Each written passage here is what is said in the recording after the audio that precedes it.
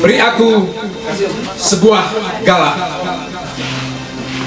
seperti sekumpulan pepohonan yang meninggalkan bebijian.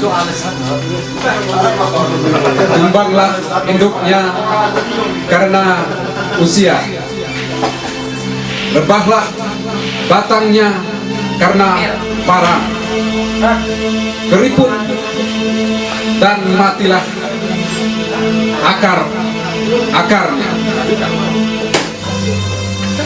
Catat setiap ranting yang berderik, catat setiap daun yang gemetar, catat angin yang berhembus. Sandi tanda alam untuk diberitakan. Berilah aku sebuah gala, maka seluruh pucuk pinus akan menjadi pena, maka seluruh pikiran akan menjadi tinta, dan napasku akan menjadi berita. Putih awan, gemerlap cahaya bintang adalah berita yang harus dicatat.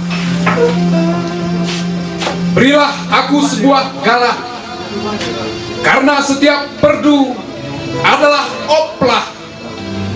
Berilah aku setiap gala, karena setiap ranting jatuh adalah berita yang melayang, yang tiba di hamparan bumi, dibaca oleh tanah, lalu menjadi humus dan menyuburkan semesta. Terima kasih.